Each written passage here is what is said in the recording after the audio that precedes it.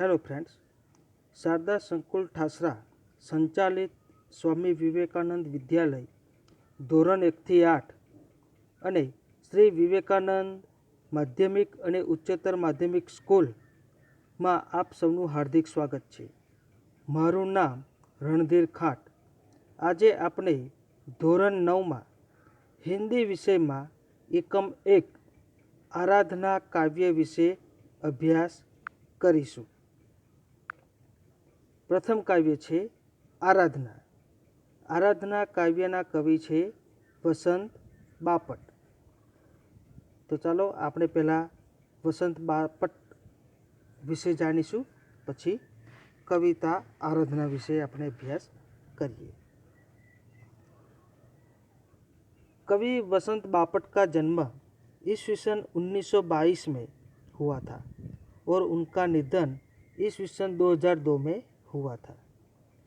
श्री वसंत बापट ख्यातनाम कवि है. आपका जन्म महाराष्ट्र के सतारा जिले के कराड़ नामक गांव में हुआ था. पुणे आपकी कर्मभूमि है. राष्ट्र सेवा दल में आप अग्रणी रहे हैं. व्यवसाय से प्राध्यापक रहे.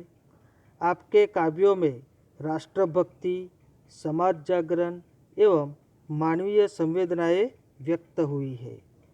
सेतु, बिजली, सकीना, अकरावी यानी कि 11वीं दिशा, तेजस्वी आपकी रचनाएं हैं. प्रस्तुत प्रार्थना. मित्रों, यहाँ हमें प्रश्न पूछा जाएगा कि आराधना काव्य का साहित्य प्रकार कौन सा है? तो प्रार्थना. प्रस्तुत प्रार्थना में सत्य, शिवम, सुंदरम को भावना को साथ दीन दुखिया की रक्षा करना, मानवता की उपासना करना, भेदभावों को दूर करना, वैर भाव से मुक्त होकर विश्व बंधुत्व की स्थापना करना जैसे वैश्विक मूल्यों का हस्तांतरण करने की प्रेरणा देने वाली यह प्रार्थना मराठी से अनुदित है. मित्रों, इस कविता में कहा गया है कि मानवता और बंधुता के प्रति प्रेम ही सच्ची पूजा है. मनुष्य के आपसी भेदभाव समाप्त हो, लोगों में लोभ और वैरभाव न रहे, सब एक दूसरे से प्रेम करें, सब में सहयोग की भावना हो, लोग एक दूसरे का दुख महसूस करें. इस प्रकार इस कविता में कवि ने सत्यम, शिवम, सुंदरम और विश्व बंधुत्व की भावना व्यक्त की है. अब हम कविता के बारे में पढ़ेंगे. कविता है आराधना. पहले मैं पढ़ूंगा, बाद में गुजराती में भाषांतर भी करूंगा. अनुवाद करेंगे. देह मंदिर, चित्त मंदिर एक ही है प्रार्थना. सत्य सुंदर मांगल्य की नित्य हो आराधना. इस पंक्ति में कवि ने कहा है कि मेरी प्रार्थना है कि शरीर और मन से सत्य, शिव और सुंदर की आराधना हो. लोग सच्चाई के मार्ग पर चले, उनके मन में सुंदर विचार आए और सब एक दूसरे के हित की बात सोचे. अब हम गुजराती में भावार्थ करेंगे. कवि આ પંક્તિમાં કહે છે કે મારી આ જ પ્રાર્થના છે કે શરીર અને મનથી સત્ય, શિવ અને સુંદરની આરાધના થાય. લોકો સત્યને માર્ગે ચાલે, તેમના મનમાં સુંદર વિચારો આવે અને સૌ એકબીજાના હિતનો વિચાર કરે. अब हम दूसरी पंक्ति के बारे में पढ़ेंगे. दुखियारों का दुख जाए, हे यकी मन कामना, वेदना को परख पाने जगाए संवेदना, दुर्बलों के रक्षणार्थ पौरुष की साधना. इस पंक्ति में कवि कहते हैं कि प्रार्थना करते हैं कि दुखी लोगों को दुख से छुटकारा मिले और लोग एक दूसरे की पीड़ा का अनुभव करें. दुर्बलों की रक्षा के लिए शक्ति और साहस का उपयोग करे. कवि प्रार्थना करे छे કે દુઃખી લોકોને દુઃખમાંથી છુટકારો મળે અને લોકો એકબીજાની પીડાનો અનુભવ કરે. દુર્બળોના રક્ષણ માટે જ શક્તિ અને સાહસનો ઉપયોગ થાય. तीसरी पंक्ति, जीवन में नवतेज हो अंतरंग में भावना, सुंदरता की आस हो मानवता की हो उपासना, शौर्य पावे धैर्य पावे यही है अभ्यर्थना। इस पंक्ति में कवि कहते हैं कि जीवन में नया प्रकाश यानी कि नई चेतना हो, सबके हृदय में सुंदर भावनाएं हो, सबके मन में सुंदर आशाएं हो और सब मानवता की पूजा करें, सभी लोग शौर्य और धैर्य प्राप्त करें, यही प्रार्थना है। ગુજરાતી में સૌના જીવનમાં નવો પ્રકાશ એટલે કે નવી ચેતના ફેલાય, સૌના હૃદયમાં સુંદર ભાવનાઓ હોય, સૌના મનમાં સુંદર આશાઓ હોય અને સૌ માનવતાવાળી પૂજા કરે, બધા લોકો શૌર્ય અને ધૈર્ય પ્રાપ્ત કરે, એ જ પ્રાર્થના છે। વેદ સભી અસ્ત હોવે वैर और वासना, मानवों की एकता की पूर्ण हो कल्पना, मुक्त हम चाहे एक ही बंधुता की कामना। इस पंक्ति में कवि की इच्छा है कि मनुष्य मनुष्य के बीच के सारे भेदभाव समाप्त हो जाए, किसी से दुश्मनी न हो और लोगों की बुरी इच्छाएं नष्ट हो, सभी मनुष्य एकता का अनुभव करें, हम स्वतंत्रता और बंधुता की कामना करते हैं। कवि ने इच्छा है कि मनुष्य मनुष्य वच्चेना भेदभाव दूर थई जाए, कोई साथे दुश्मनावट न होय अने लोकोनी खराब भावनाओ नष्ट थई जाए, सौ मनुष्यों एकतानो अनुभव करे, आपणे स्वतंत्रता अने भाईचारानी कामना करीए छीए। इस कविता का संपूर्ण सार यह होता है मित्रों कि सब लोग अच्छे कार्य और सच्चाई का व्यवहार करें, सबकी भावनाएं सुंदर और विचार कल्याणकारी हो, सुखी लोग दुखियों की पीड़ा समझे और उसे दूर करें, लोग सुरवीर और धीर बने, दुर्बलों की रक्षा हो, सारे भेदभाव भूलकर परस्पर मानवता का व्यवहार करें, संसार में सब जगह भाईचारे की भावना प्रसार हो। इस कविता का ये स्वर है। अब हम शब्दार्थ और टिप्पणी पढ़ेंगे।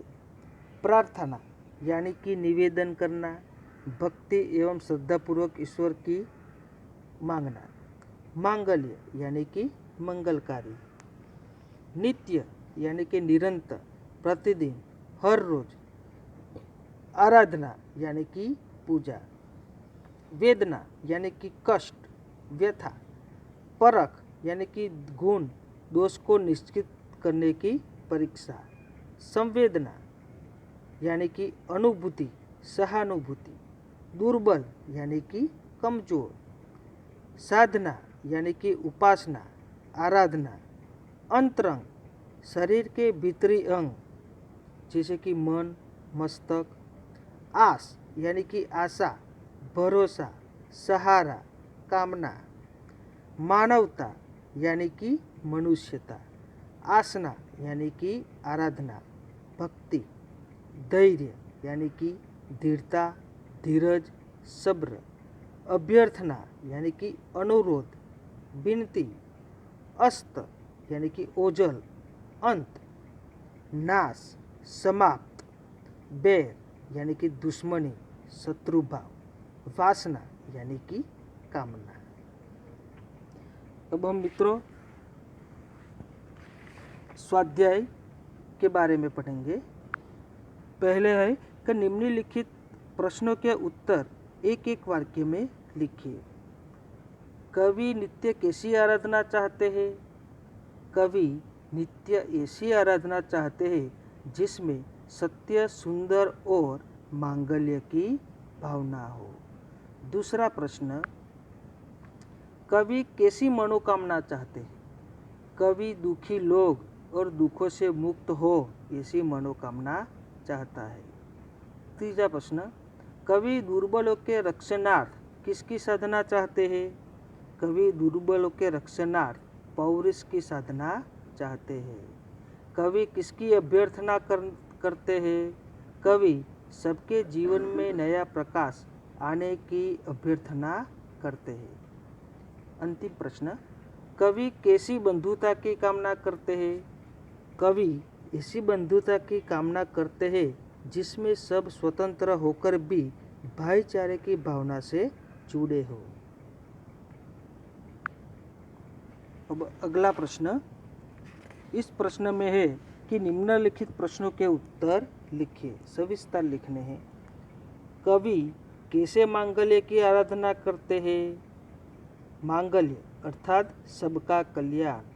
कवि चाहते हैं कि सब लोग सत्य के मार्ग पर चले, सबके मन में सुंदर विचार आए और सब एक दूसरे के कल्याण की बात सोचे।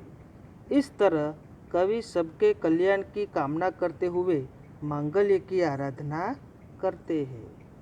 दूसरा प्रश्न, कवि के अनुसार किसके दुख दूर होने चाहिए? कवि के अनुसार लोगों के जीवन में तरह तरह के दुख हैं।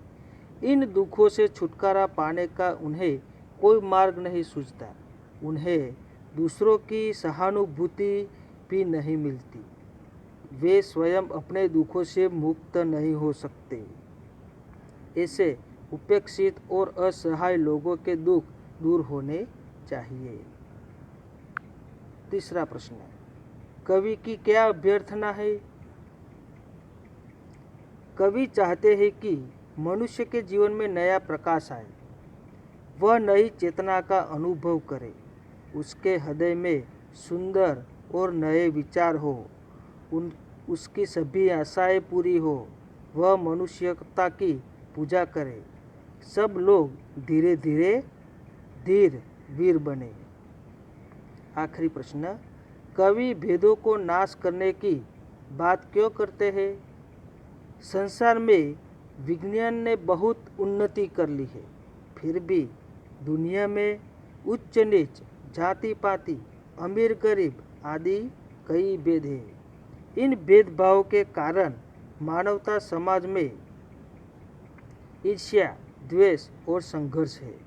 इनके कारण मानव एकता में बाधाएं आती है और हमारा विश्व बंधुत्व का सपना पूरा नहीं होता। इसलिए कवि इन भेदों को नाश करने की बात करते हैं। अगला प्रश्न, निम्नलिखित काव्य पंक्तियों का आशय स्पष्ट कीजिए। देह मंदिर चित्त मंदिर एक ही है प्रार्थना, सत्य सुंदर मांगल्य की नित्य हो आराधना। इस पंक्ति में कवि वसंत बापट बहुत ही उदार हृदय और ऊंची दृष्टि के कवि हैं। उनके चित्त और देह की बस एक ही प्रार्थना है कि लोग अच्छे कर्म करें, सत्य के मार्ग पर चले, उनके हृदय में शुभ और सुंदर भावनाएं हो, लोग स्वार्थ त्याग कर सबके हित की बात सोचे। दूसरा है, भेद सभी अस्त होवे, बैर और वासना, मानवों की एकता की पूर्ण हो कल्पना, मुक्त हम चाहे एक ही बंधुता की कल्पना। इस पंक्ति में कवि कहना चाहते हैं कि आज संसार में वर्ण भेद, जाति भेद, रंग भेद आदि कई बने हुए हैं। ईर्ष्या द्वेष के कारण ऊंच नीच का अंतर बना है। इसलिए मानव जाति में एकता नहीं है। संसार में अशांति और संघर्ष का कारण ये तरह तरह के भेद ही है। जब तक इन भेदों का नाश नहीं होगा तब तक मनुष्य जाति एक नहीं होगी। इस पंक्ति का यह आशय है।